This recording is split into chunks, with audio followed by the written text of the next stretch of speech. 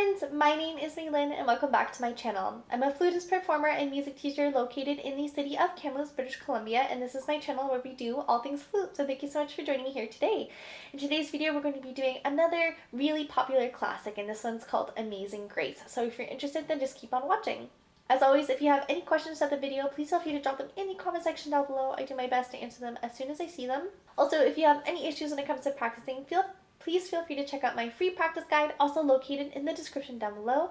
It gives you 8 really easy steps to follow to help guide your practice session. Alright, so let's just get right into today's video. As I mentioned before, we're going to be learning Amazing Grace. I did take this transcription from 8notes.com. It is free, and this is not sponsored or anything. I just really like their website and their resources that they have. So if you're interested in reading this from the flute quartet score in its entirety, then you can click the link in the description down there, and you can be able to download it and print it out for yourself. Alright, so I'm going to just put up my transcription of the first part right over here.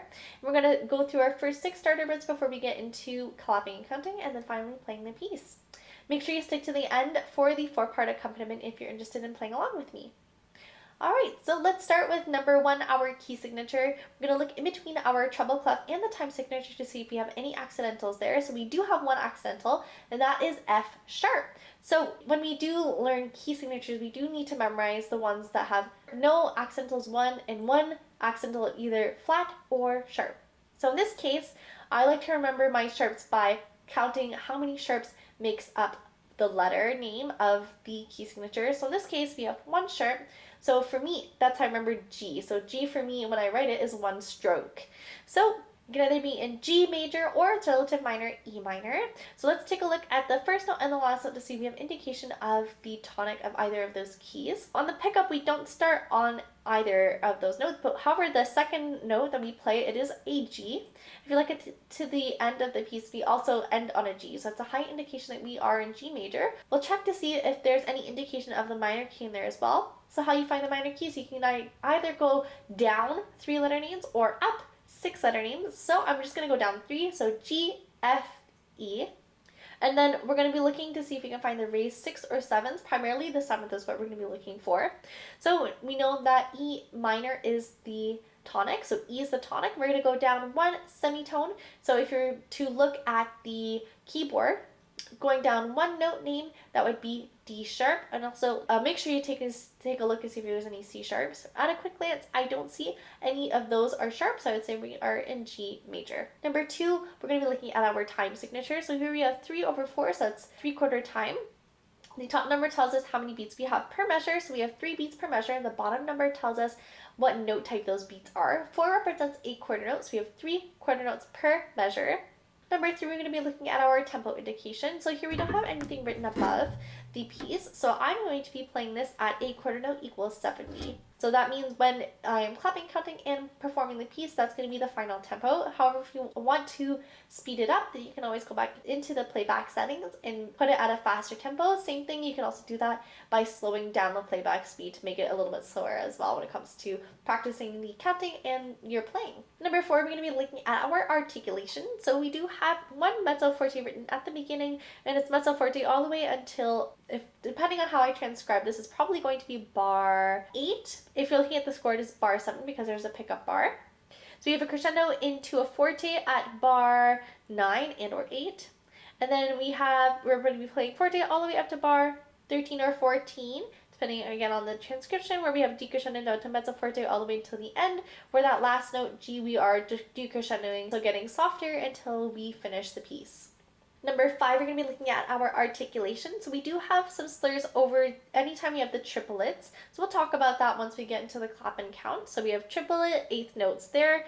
And then also when we have a tied over note with the dotted half note in bar 9 and 10. And then we also have a sneaky slur at bar 11 there with the 2 8th notes. Otherwise, the pattern is the same from the top.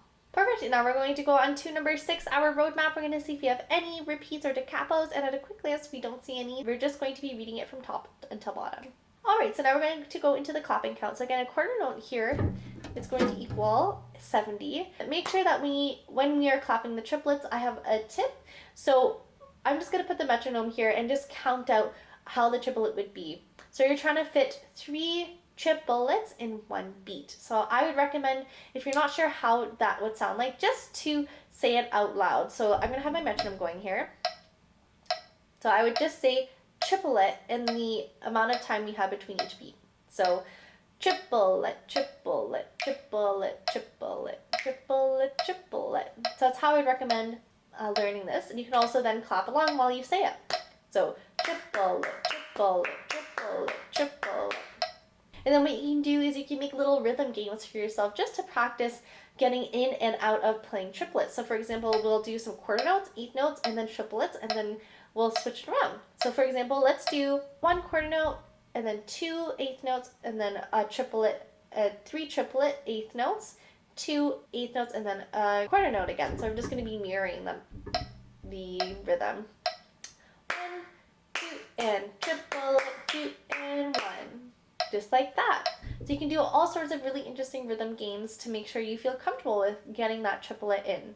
Alright, so now we're going to clap it and count it. Again, a quarter equals 70. 1, 2, 3, 1, 2, triplet, 1, 2, 3, 1, 2, 3, 1, 2, 3, 1, 2, triplet, 1, 2, 3, 1, 2, 3, 1, 2, 3, 1, and 2, and 3, and 1, 2, 3, 1, and 2, and 3, and 1, 2, 3, 1, 2, triplet, 1, 2, 3, 1, 2, 3, 4, 5, rest.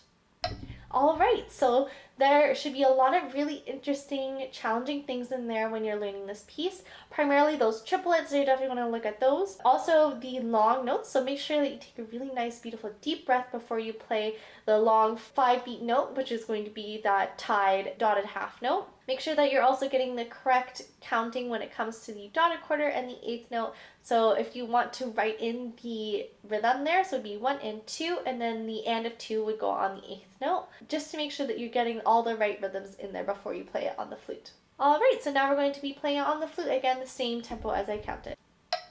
1, 2, 3, 1.